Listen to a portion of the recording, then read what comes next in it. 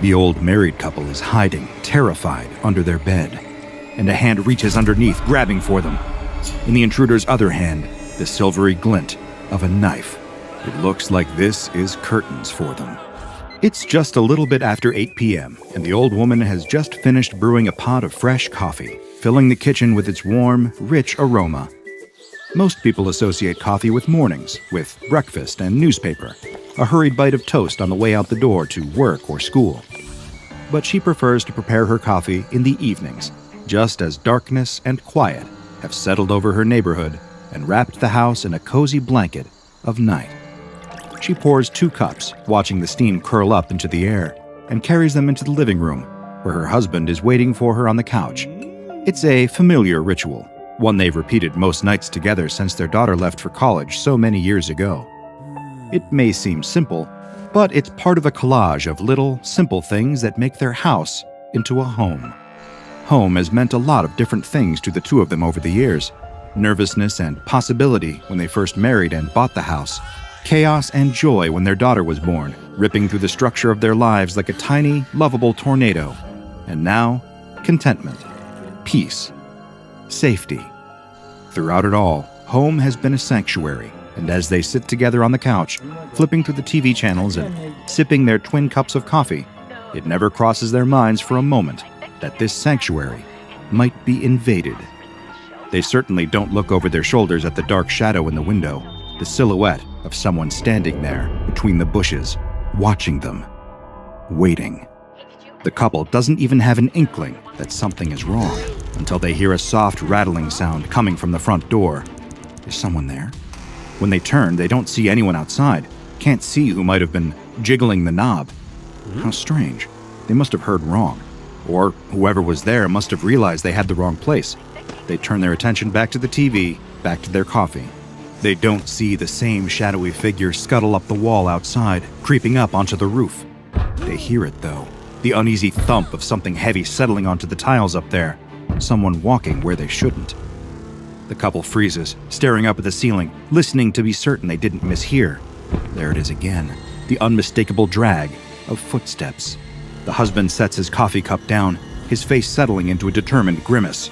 He has a baseball bat in the hall closet. Now seems like a good time to grab it. His wife isn't about to let him handle the situation by himself. She grabs the half-full coffee pot from the kitchen, still piping hot. It isn't much, but she hopes it will be able to do some damage in a pinch. They're both so preoccupied with arming themselves for the potential confrontation that they don't notice that the footsteps on the roof have gone silent. They don't stop to ask themselves a very important question, one that the citizens of this famously safe neighborhood rarely ever do. Did they lock the back door? The unasked question gets its answer in the form of a slow, nauseating creak of a door inching open, letting in the cool night air and a stranger in a black hood. The couple reconvene in their living room with their makeshift weapons, in time to watch the shadowy figure stalk in front of the kitchen, their wide eyes locking on the menacing glint of the kitchen knife in the intruder's hand. The intruder lurches toward the wife, and in a flurry of panic, she throws the coffee pot, splashing hot liquid all over the stranger and knocking them in the head with the pot. They don't do so much as flinch, continuing to advance toward the couple, brandishing the knife. The man raises the bat, preparing to swing it as hard as he can, but just as he's about to, he falters. The bat drops from his hands, clattering to the floor. He gapes at the stranger in utter horror, as if he's just seen his worst nightmare realized. He stands there, frozen to the spot, eyes filling with tears, as the stranger pulls back their arm, knife's point trained on his chest. His wife leaps into action, grabbing his arm and yanking him back. She wants to ask him what on earth made him stop cold like that, but she'll have to wait until they're both safe again. In all the commotion, the intruder managed to place himself between the couple and the front door, so the wife looks for a better option. The closest way out of immediate danger is up the stairs, so she tugs her husband's arm so hard she worries it might dislocate, and leads them both up to their bedroom. She slams the door shut behind them, locking it, and jams a chair up under the handle for good measure. With a moment to catch her breath, she turns to her husband and asks what he saw that shook him so deeply. He shakes his head, struggling to speak. He manages to get the words out.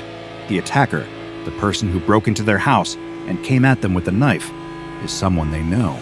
Not a neighbor, not a disgruntled coworker, but their own flesh and blood. It's their daughter. At first, she doesn't believe him. That can't possibly be true. But the look in his eyes convinces her that he's telling the truth. She doesn't have a chance to ask any of the questions she wants to because the doorknob begins to rattle. With nowhere else to run save for a window that's much too high to jump from, they have no other choice but to hide. The wife quickly opens the window, hoping to convince the intruder, her daughter, that they decided to risk the fall and jump. Then she and her husband slide under the bed and hold their breath. For a seemingly endless moment, the only sound is the rattle of the doorknob and the pounding of their pulses in their ears. Then, with a sudden burst of shocking, seemingly impossible strength, the intruder splinters the door into pieces. They watch helplessly, covering their mouths to keep from making a sound, as a pair of black boots walk into the room, stalking through it, searching for them. The footsteps make their way over to the window as the intruder notices that it's open. Did it work? Are they safe? It's beginning to look like they just might be. But then a hand reaches beneath the bed, grabbing the husband by his shirt and yanking him out from under the bed. He screams as the intruder raises the knife, and a spray of blood stains the wallpaper red as the knife finds its target. The wife scrambles out from under the bed, making a break for the window, ready to risk the fall if it means survival. But a hand grips her shoulder, hard enough to bruise, and drags her back into the room. The only thing she sees is the knife, slick with her husband's blood, and, beneath the black hood of a cloak, the expressionless face of her own daughter. By the time the police arrive on the scene, the killer is long gone. All they find is a terrible scene, a broken door, 2 bodies, and danger invading a peaceful town. This isn't the first call they've gotten about a home invasion this month either. All over town, 5 different families have been terrorized and murdered, and every time, the perpetrator escapes the scene before the authorities can arrive. This is the 6th, just the latest in the line of horrible mysteries.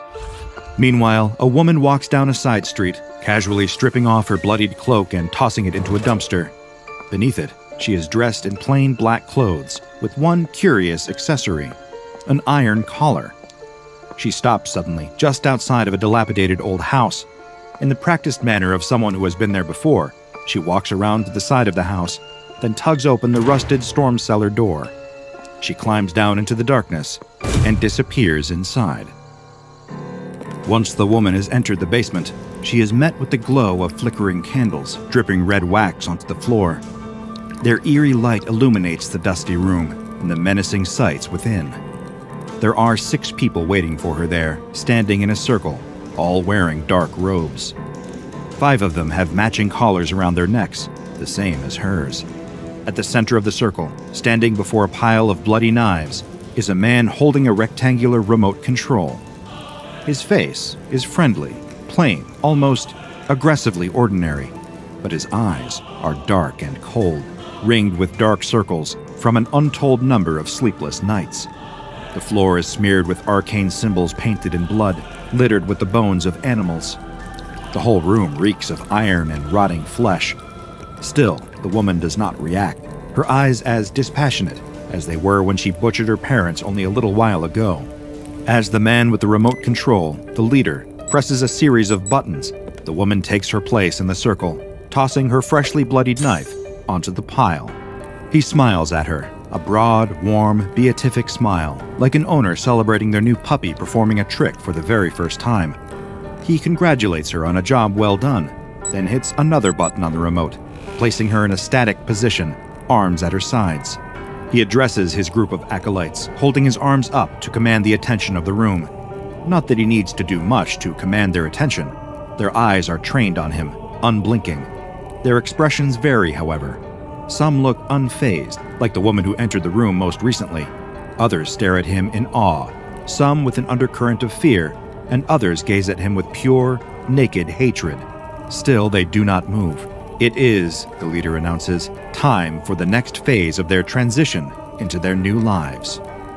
Now that they have all eliminated their families and nothing ties them to their lives before they found him, they are prepared to sever all connection to their former selves. They've quit their jobs, abandoned their relationships, and eliminated their blood ties. And now it is time for them to shed their previous physical forms. It is time to evolve. He points to one of the more eager acolytes, calling them forward. It's a young man, no more than 21, a college student most likely. He should be holed up in a library, cramming for his midterm exams. Instead, he's here, in this blood-streaked basement, eagerly approaching the man with the remote and kneeling at his feet. The man doesn't even need to control this one's movements with the remote anymore, but still, he raises it and presses a new series of buttons, one the acolytes have never seen him use before. All of a sudden, the young man's back arches at a disturbingly sharp angle, an angle that should be impossible without snapping his spine. His eyes roll back in his head until only the whites are showing. His lips curl back from his teeth in an expression caught somewhere between a snarl, a smile, and a scream. The leader hits another button, and the young man's eyes begin to widen. It isn't just that his eyelids are opening further to reveal more of his eyes, but the sockets themselves are widening, the eyeballs expanding to fill the additional space. His arms begin to stretch at the same time, forearms extending longer and longer, until his arms are as long as his legs. His fingers extend in the same way, growing additional knuckles as they do, bending in so many more places than ordinary human fingers should. As the acolytes watch the transformation, the woman who killed her parents earlier tonight becomes aware of a sudden sensation, one she hasn't felt in months. At her sides, her fingers begin to twitch. She swallows a lump in her throat. Her eyes sting with tears. She can move on her own again, and she is terrified. The reality of what she has done crashes over her in a wave of grief, regret, and rage. He made her do it, but now, with the power of the remote focused on reshaping the young man in the center of the circle, she is tasting a moment of freedom. The leader hasn't noticed yet. She just has to decide what to do with it. As the leader punches another button, twisting the young acolyte's feet around until they point backward, tendons popping and bones snapping loud enough to fill the room with a cacophony of horror, the woman's eyes settle on the remote in the leader's hand. That damned thing. It's the cause of all of this. It's the reason she's standing here. And the two people she loved more than anything in the world are lying dead on their bedroom floor. It and him. The leader. She doesn't even know his name, but she does know one thing for certain. She's going to kill him tonight. With the feral determination of someone with nothing left to live for, the woman leaps at the leader, knocking him to the ground and knocking the remote out of his hand.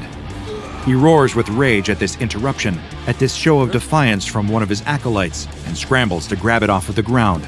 But she gets there first. She doesn't know how to operate it, but she presses buttons at random, hoping to free the others.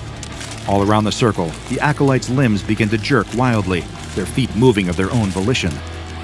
Some of them are screaming, some laughing, some weeping. The transformed young man on the floor hisses and grabs at the woman, clawing at her hand and trying to rip the remote from her grasp. As she smashes as many buttons as she can, the leader picks up one of the knives from the floor and charges at her, the room plunging into a chaotic blur of violence and fear. When the police burst into the house the next day, when they discover the secrets in the basement, everyone in it is dead. The unusual circumstances of the case attract the attention of the SCP Foundation, who take over the investigation and bring the strange items at the scene into custody, giving them the official designation SCP-010. SCP-010 consists of 6 visually identical cast iron collars, each equipped with a numbered metal tag, as well as one remote control that appears to go with all of the collars. The collars have been designated SCP-010-2 through 010-7. Each collar contains intricate electronic components and is powered by small rechargeable 100-volt batteries. The remote is a heavy black box that resembles an old-fashioned handheld radio transmitter receiver with a primitive blue-white cathode ray screen and over 100 buttons, in addition to a frequency tuner. These buttons are all unlabeled. Through a great deal of trial and error, the Foundation research team was able to identify the frequencies of all 6 collars. The metal is stamped with a label in Russian, as well as a logo that resembles workers building a pyramid. If one of the collars is placed around a person's neck and secured, and the remote is tuned to the corresponding frequency, the user will be able to use the remote to control their every movement. In addition to their movements, the remote can also control their adrenal response, as well as the sympathetic nervous system, which helps to activate the body's fight or flight response to stress. The remote is able to activate or deactivate this system, causing the person to experience extreme stress or preventing them from experiencing this response, even when the stimulus they are exposed to would normally cause it. The most unusual and unexpected feature of these already unusual collars is their ability to affect the physical morphology of the person wearing them. The extent of these potential changes has yet to be measured, but seems as if it would be nearly limitless for someone with complete command of the remote's programming language. SCP-010 was first discovered in the basement of a man in the Midwestern United States after being connected to a local missing persons case. When the police raided his house, they found the bodies of several missing persons, as well as the man himself. They also found signs of a struggle and SCP-010's remote and collars.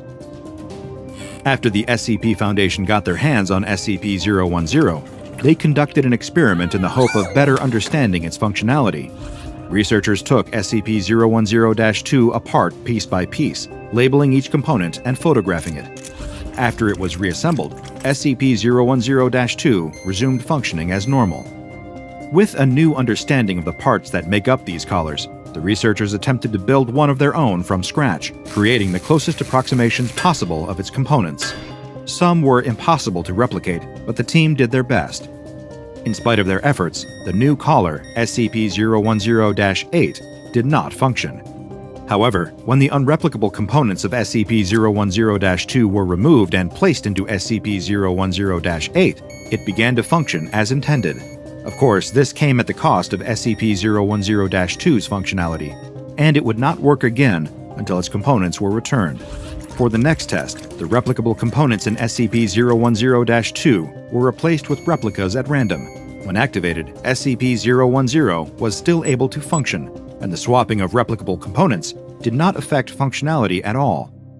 All SCP-010 objects must be kept in numbered locked boxes at Site-19. They may not be worn by anyone except approved test subjects, and may only be removed from storage for testing. Any unauthorized use of SCP-010 is grounds for termination.